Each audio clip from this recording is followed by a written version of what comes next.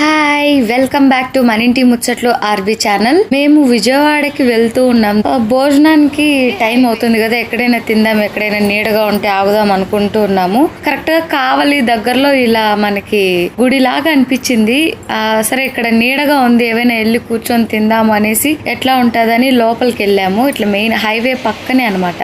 అట్లా చిన్న దారిలాగా ఉంటుంది. అట్లా వెళ్ళి చూసాము, చక్కగా ఉంది.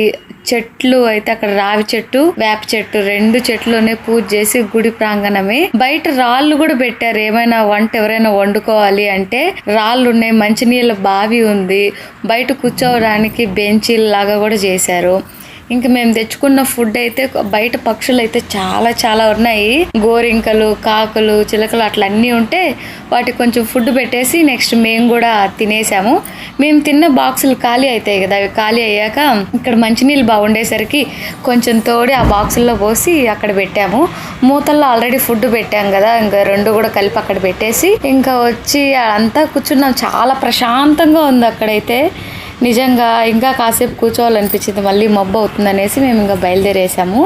పాతకాలంలో ఇంటి బయట మంచిగా అరుగులు, అలాగే మంచినీళ్ళ కుండలు కూడా పెట్టేవాళ్ళు. ఎందుకంటే ముందు బస్సులు, బండ్లు అట్లా ఏం లేవు కదా, ఎంత దూరాలైనా నడుచుకొని వెళ్ళేవారు. అట్లా నడుచుకొని వచ్చి అక్కడ బయట అరుగులు ఉంటాయి. వాళ్ళ ఇంట్లో లేకపోయినా పర్వాలేదు, చక్కగా కూర్చొని కొంచెం మంచినీళ్ళు తాగి మళ్ళీ వెళ్ళేవాళ్ళు. అట్లా ప్రతి ఊర్లోనూ ప్రతి ఇళ్ళ దగ్గర పెట్టేవాళ్ళు. ఇప్పుడు అట్లా అంతా లేదు. మాకు ఇది చూడంగానే అంతే బాగా అనిపించింది. ఎంతమంది వాళ్ళు కొంచెం సేద తీరితే ఎంత రిలాక్స్ అవుతారు అసలు. అట్లా పెట్టిన వాళ్ళని అబ్బా ఎంత మంచిగా పెట్టారు అనుకుంటారు కదా, అట్లా మాకు ఇక్కడ చూస్తే అంత మంచిగా అనిపించింది. మంచిగా కూర్చునేకుంది, మంచి నీళ్ళు ఉన్నాయి, బాగా అసలు ఎంత ప్రశాంతంగా ఉందో అక్కడ. గంట నుంచి చూస్తున్నాం ఎక్కడైనా ఆపుదామని, అస్సలు ఎక్కడా కూడా అంత మంచిగా అనిపించలేదు. ఇక్కడ చూడంగానే అంత బాగా అనిపించింది. ఇక్కడికి శివయ్య తీసుకొచ్చాడు, లోపల అక్కడ శివయ్య కూడా ఉన్నాడు. మనం ఎవరింటికి పడితే వాళ్ళ ఇంటికి కూడా వెళ్ళకూడదు అట్లా కూడా అంటూ ఉంటారు. ఎందుకంటే ఇప్పుడు మనల్ని ప్రేమగా ఆప్యాయంగా పిలిచి వాళ్ళు ప్రవర్తన తెలుస్తుంది మనకి. పెట్టేది కానీ ఇది తిను అది తిను అట్లా ప్రేమగా పెట్టాలని ఉంటుంది. వాళ్ళ దగ్గర ఒకవేళ ఏం లేకపోయిండొచ్చు, కానీ మనం అలాంటి దగ్గరికి వెళ్తే వాళ్ళ ఇంట్లో కనీసం ఒక గుక్కెడు మంచి నీళ్ళన్నా తాగాలి. ఎందుకంటే మనం తాగి తృప్తి అయితే వాళ్ళకి శివయ్య వాళ్ళకి అంత మంచి అనుగ్రహం ఇస్తాడు. మరి ఇంకొందరు ఉంటారు ఇంట్లో అన్ని ఉంటాయి, పెట్టేకి చెయ్యి రాదు, కుళ్ళిపోయినా పర్వాలేదు, ఇంకోరికి ఇవ్వడానికి అయితే అసలు ఇబ్బంది పడుతూ ఉంటారు. ఇంకా మనం వెళ్ళినప్పుడు వాళ్ళు చిరాకు పడుతూ ఉండడం, ఇంకా వీళ్ళు వచ్చారు ఏం వండాలరా స్వామి, ఏం వండాలో అట్లా మనకి మాటల్లో ప్రవర్తనలో తెలిసిపోతుంది. అలాంటి దగ్గరికి అసలు వెళ్ళకపోవడమే చాలా మంచిది. అలాంటి వాళ్ళు ఉంటే ఎంత దగ్గర వాళ్ళైనా కొంచెం మనం వాళ్ళకి దూరంగా ఉంటేనే మంచిది అనిపిస్తుంది.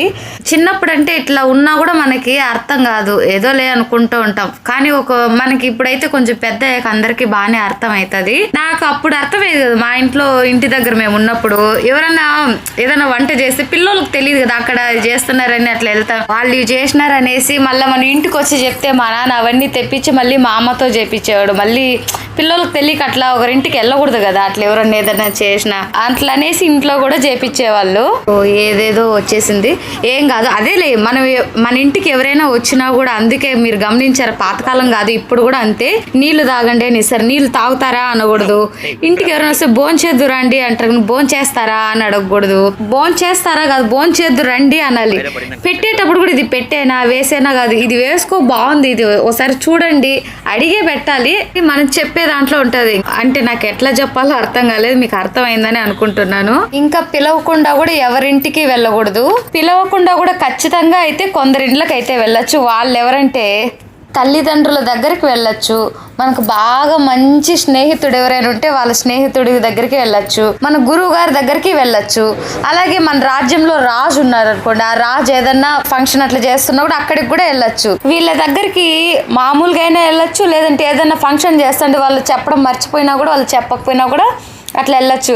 ఇప్పుడు మనం పార్వతీదేవిని చూస్తాం, దక్షయజ్ఞం చేస్తూ ఉంటాడు దక్షుడు, కానీ పార్వతీ పరమేశ్వరుల్ని పిలవడు కదా. కానీ పార్వతీదేవి శివయ్యని అడిగితే వద్దు అని చెప్తాడు. కానీ లేదు, ఇట్లా తల్లిదండ్రుల ఇంటికి ఇట్లా పిలవకపోయినా కూడా వెళ్ళొచ్చు, ఏదో హడావిడిలో పిలవడం మర్చిపోయి ఉంటాడు, అందుకే నేను వెళ్తాను అని చెప్పి అమ్మవారు బయలుదేరతారు. ఆ తర్వాత అక్కడ అవమానం జరిగి తర్వాత అగ్నిలో అదంతా జరుగుతుంది కదా, అంటే అమ్మ వాళ్ళ దగ్గరికి పిలవకపోయినా వెళ్ళొచ్చు అని అనమాట.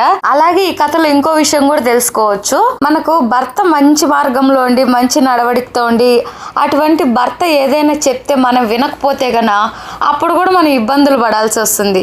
శివయ్య ఇట్లా అవమానపడతావని అమ్మవారికి చెప్పాడు, కానీ తల్లిదండ్రుల మీద ప్రేమతో వెళ్తాది. ఆయన కావాలని చేశాడు దక్షుడు. అమ్మవారు అగ్నిలో దూకి బూడిదైపోతారు. ఇంకా శివయ్య కోపం వచ్చి వీరభద్రుడిని పంపించి ద్రాక్షారామంలో దక్షయజ్ఞం జరిగింది. అందరు దేవతలు ఉంటారు, శివుడు ఒక్కడు లేకుండా. ఆ యజ్ఞాన్ని అంతా కూడా వీరభద్రుడు ధ్వంసం చేస్తాడు. యజ్ఞ వాటికి అసలు భయపడిపోయి పరిగెత్తాదంటే యజ్ఞగుండమే. అందరు దేవతలు తలా ఒక దిక్కుకు పరిగెత్తా ఉంటారు. అసలు ఆ కథ కూడా చాలా బాగుంటదిలే. ఈసారి ఎప్పుడైనా ఈ కథల గురించి తెలుసుకుందాము. ఇక్కడ నిజంగా ఎంత ప్రశాంతంగా ఉందో ఇది చెప్పుకుంటూ ఇంక ఎక్కడికెక్కడికో వెళ్ళిపోయాం మన స్టోరీస్ అంతా కూడా.